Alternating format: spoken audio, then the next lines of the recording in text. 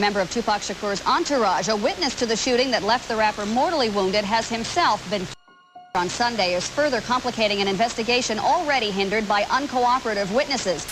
The rapper who toured with Tupac Shakur, 19-year-old Yafeu Fula, was shot in the head early Sunday morning on the 3rd floor of the housing project where he was visiting his girlfriend. She found him slumped on the hallway floor, said he'd made a joke as he answered the door. He said, yeah, wait for somebody coming to... We all started laughing like, just get the door. But then he came to the door. There would be no Outlaws if it wasn't for Yaki Kadafi Fula.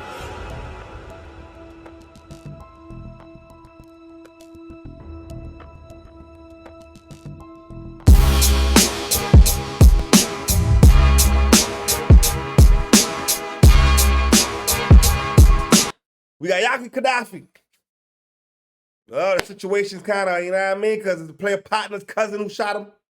Let's get down to the smoke, man. A witness. On November 10th, 1996, Yaki Kadafi was in Orange, New Jersey, spending time with his girlfriend and some friends. The night was calm, just a gathering of young people, unwinding and talking. The apartment was filled with conversation, the kind of easy company that made the outside world feel far away. She begged us, please come perform at this memorial. And me and Napoleon was in Jersey as well. We both was like, all right, you know, we all gonna do it. I just remember the conversation with me and Fatal and Kadafi, and they was like that, you know, they didn't want to do it, you know what I mean? But they promised me that they was going. I left before they did, and they promised me they was gonna get on a plane and come out there and do this performance with us. They missed their flights on purpose. Some say Kadafi was avoiding some responsibilities that night. Like, yo, y'all can catch the next one, catch the morning one. Jersey and Atlanta, that's a 2-hour flight. Coming up with all these excuses, you know, I was just disappointed. Like, you know, Pop, he loved y'all, man. He did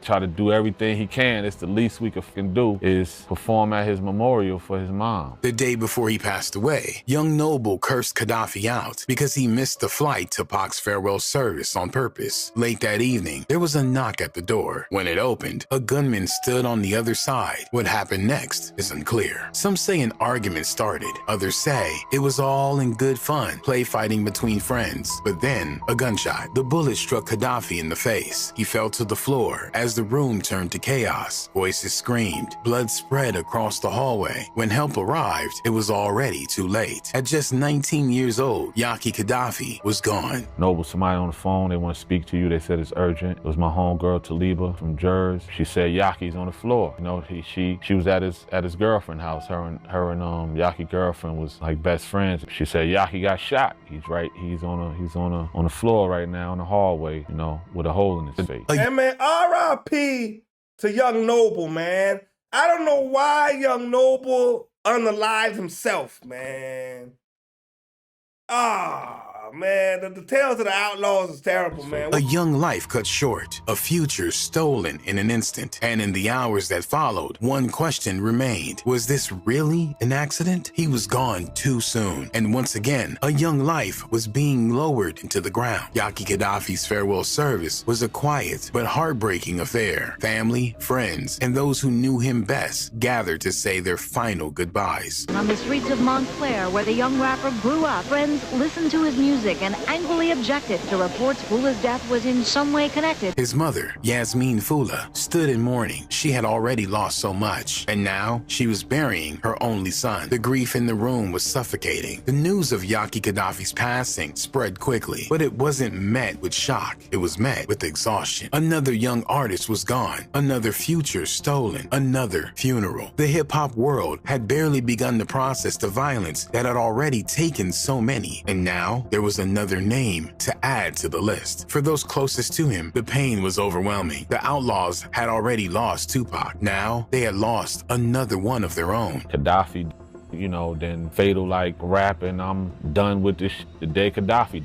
Fatal left the group. You know, these are niggas I grew up with, you know what I mean? Fatal, you know, he called the house. He was like, fuck all this shit. I'm not rapping no more, period. Niggas is that group, know I love you, da-da-da. But, you know, it was a crazy time, you know? The grief was unbearable, but for some, there was something worse than grief, guilt. Muta Napoleon Beale was forced to face an impossible reality. The man who hit Gaddafi wasn't a stranger. It wasn't a rival. It was his own cousin, Roddy Beale. Napoleon wasn't at the apartment that night, but it didn't matter. According to him, the weight of what had happened crushed him. The next morning, you know, after Gaddafi, you know, we got and all this, then that's when Fatal called. He was like, yeah, for the group, you know, he was like, I'm not even rapping no more. I'm about to be in the streets, doing whatever. He wanted to speak to Napoleon, and they get on the phone, and it was an instant, like, Fatal, like, I'm gonna find him. And in a candid interview, Napoleon discussed the tragic incident. Your cousin ended up accidentally Gaddafi? Yes, yes. Napoleon revealed that while Roddy maintained the shooting was accidental, he never pressed his cousin for details, fearing that deeper questioning might uncover a more unsettling truth. It sounded like it, you know, my cousin told me it was an accident. I never really, you know, because it was hard for me, I never sat down with him really, besides that day, and talked to him about it, you know what I mean? And since he been home, and the times I've been around him, I never brung it up again, you understand?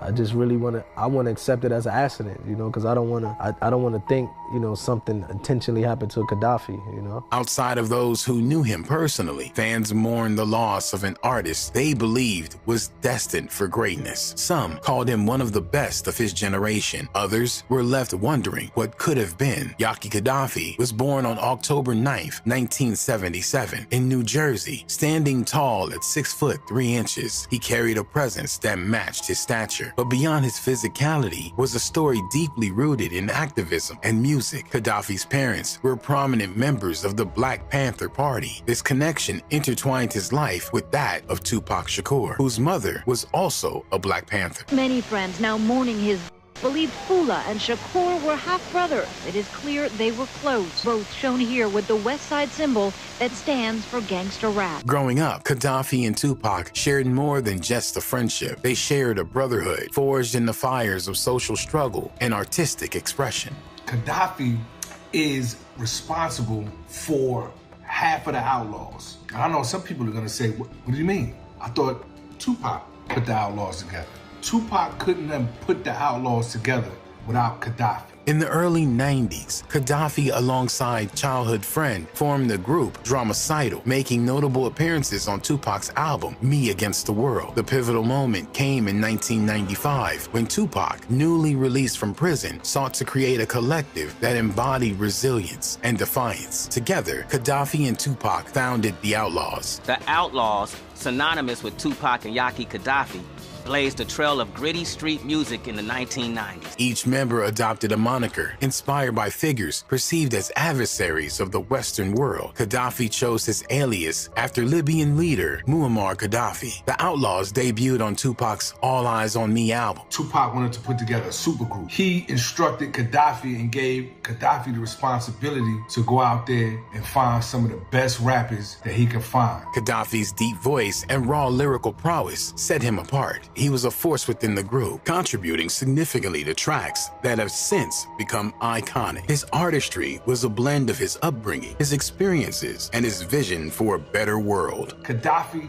solely responsible for half of the Outlaws. I always like to say, Tupac put the first half together with me, Castro, and Gaddafi. Gaddafi put the second half together with Hussein Fatal, Young Noble, and Napoleon. Unfortunately, both Gaddafi and Tupac passed away before they could fully realize their dream. Definitely was a sad situation because Gaddafi, he was like a best friend of mine. You know, Gaddafi was the one who introduced me to Tupac. He was my childhood friend. So when that happened, man, it was wow. That's the one thing that, it was a test that I wasn't prepared for. According to Napoleon, Gaddafi's passing was especially tragic because he and the shooter were friends. I introduced Gaddafi to my cousin.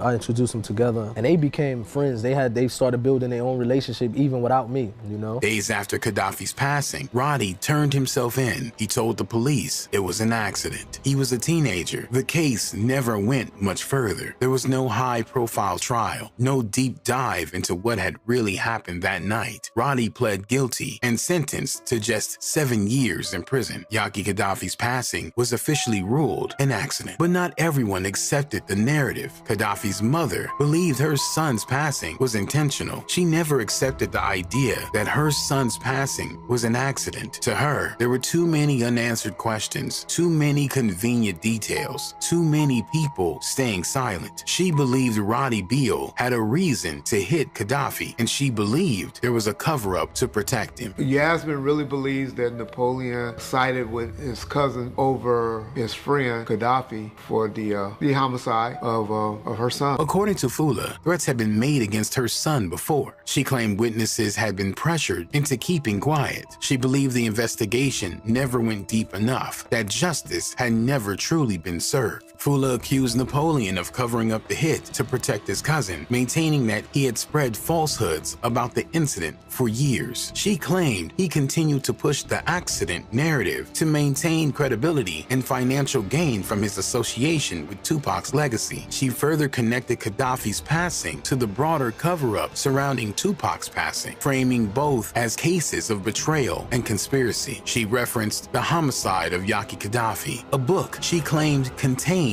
the true account of her son's passing, implicating police mishandling and a deliberate effort to obscure what really happened. She strongly condemned Napoleon's involvement in shaping the public's perception of the case, insisting that he had no right to speak on Tupac's passing while continuing to deny the truth about Gaddafi's. Napoleon responded to Yasmin Fula's accusation in an Instagram post as well as interviews, defending himself against claims that he had covered up Gaddafi's passing. He stated that he had been in Atlanta, Georgia, at Tupac's mother's house when Gaddafi passed away and was not in the same state as Gaddafi or his cousin during the incident.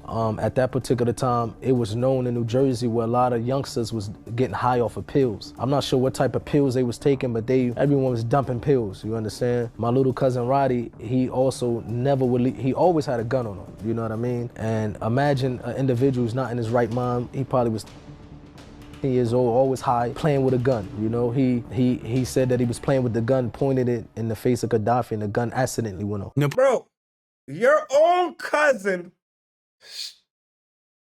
popped the man. That's gonna break up that's gonna break up the whole crew. You know what I'm saying? Your own cousin was like, yo, now I was like, yo, now how we gonna look at you, man? I don't know. That doesn't seem like no accident shit, man. You know what I'm saying? This like some Final Destination shit. Goddamn right it is. And it's like a movie, goddammit. You know what I mean? Napoleon explained that after learning of the shooting, he flew to New Jersey and personally convinced his cousin to take responsibility by turning himself in. I went to New Jersey, I flew to New Jersey, and even people from my hood wasn't letting me know where my cousin was. It was like they was hiding him out. My brother was like, we don't know where he at. And I'm like, man, that's strange, nobody know where he at, you know what I mean? So eventually he was in the projects, he was hiding out in the projects, and I was able to go see him. So he was in the staircase in the project, I'm like, man, what happened? And I think he was eating on some sunflower seeds or something, but his face looked numb, you know? He was like, it was an accident. I said, okay, if it's an accident, man, turn yourself in then. He claimed that he had gone against his own family and neighborhood to ensure that Roddy faced the consequences of his actions. He's out of prison. He's been in and out of prison, but he's out of prison now. And he's positive, you know, he's staying out of trouble, just raising his family, his kids. Finally, he expressed confidence in his own integrity, stating that he had never betrayed anyone and had remained solid throughout his life. He and some others maintained that he had done the right thing in the aftermath of Gaddafi's passing and had no reason to feel guilt over the situation. Napoleon, in my opinion, did everything he was supposed to do as a friend to Gaddafi. He wasn't even in town, went and talked to his cousin, got his cousin's side of the incident, told his cousin he needs to go take responsibility for that action, or convinced his cousin. Yeah. A man gets popped in the face. And it's an accident. I don't know, man. What we say? Tupac is my GOAT. Man, Pac is a lot of folk GOAT. You know what I'm saying? I'm gonna go Pac and Pimp. I might go Pimp and then Pac. You know what I'm saying? I might go Pimp C then Pac. Either which way. You know what I mean? The realest of the realest. When we say there was no East Coast, West Coast beef, that was a media narrative. It was a hell of a media narrative. You know what I'm saying? Because if you look at it and you really dissect the situation, man, all them niggas we talking about, Gaddafi, Castro, Fatal, Noble, fucking Idi Amin, all them niggas is from the East Coast. All of them. You know what I mean? All of them. Yasmin Fula responded that while she had never blamed Napoleon for his passing, she did blame him for allowing falsehoods to be repeated in interviews and for failing to seek out the truth despite the pain it might have caused him. She also accused him of exploiting Gaddafi's and Tupac's passing for attention and financial gain, calling him a crow eating off the carcass of deceased people. She also provided specific details from police and medical reports that she said supported her claim that Gaddafi's passing was premeditated. According to Fula, Roddy had threatened to hit Kadafi weeks before the shooting. He had called ahead to say he was coming, but told others not to warn Kadafi. He had an accomplice who restrained Kadafi in a headlock so that Roddy could aim. She pointed out that Roddy was significantly smaller than Kadafi, just 5'6" and 135 pounds, compared to Kadafi, 6'4", 200 pounds, implying that he would have needed assistance to overpower Kadafi. She also referenced the confession in which Clark allegedly admitted to knowing that Kadafi was wearing a bulletproof vest. Additionally, she stated that the medical examiner disputed Clark's claim that he had fired from 3 feet away, citing stippling patterns on Kadafi's face as proof that he had been shot at close range. Finally, she declared that Napoleon's continued defense of his cousin made him complicit in the crime. She argued that he had a responsibility to seek out the truth instead of dismissing her police reports and witness statements. She ended her statement with a chilling remark that Napoleon should be grateful that Tupac Shakur was not alive when Kadafi was hit. Young Noble also found himself at odds with Napoleon after Noble accused Napoleon of clout chasing and spreading lies in interviews. Noble took to social media to call out Napoleon, stating that while he had avoided interviews for the past 7 years, Napoleon had done 1,000 interviews and, in doing so, had exposed himself. He claimed that simply speaking the truth contradicted Napoleon's narrative and implied that Napoleon needed to reflect on his actions rather than engaging in what he saw as unnecessary public discourse. Adding to the suspicion around Gaddafi's passing, he had been in a car behind Tupac Shakur during the fatal shooting in Las Vegas. He reportedly saw the assailants and had expressed willingness to identify them. Give interviews on Bomb First, so shout out. Whoa, damn John, there you go, getting me in trouble again. Gonna get some email or letter coming out of the blue that I forgot about, that I got or didn't get. But it's unfortunate, very, very unfortunate situation. Gaddafi's passing just 2 months after Tupac's fueled speculation about a possible connection between the two tragedies. Some theorists propose that local police in Orange, New Jersey exploited individuals with compromised backgrounds to carry out the hit on Kadafi. Additionally, it's noted that Gaddafi's description of Tupac's shooter conflicted with official theories, as he stated the assailant was not dark-skinned. This discrepancy has fueled further speculation about a possible cover-up. Y'all ever can follow them on IG and check them out? They live in a good and beautiful life. Gaddafi will be happy. I'm sure he's looking down, smiling on his family. Napoleon, in my opinion, did everything he was supposed to do as a friend to Gaddafi. He wasn't even in town, went and talked to his cousin, got his cousin's side. Was this truly an accident, or was it something much bigger? For now, the truth remains hidden beneath conflicting stories, lost evidence, and decades of silence. But one thing is certain: Yaki Kadafi deserved more. Rest in peace, Yaki Kadafi. I think it's fucked up that Roddy did what he did. I think it's even more fucked up that nothing came out of it. It was an accident? Yo, bro, in his face, sound like some kind of cover-up to me, somewhere. Now, I could be a conspiracy theorist. I don't know. But that doesn't make no sense to me. You know what I'm saying?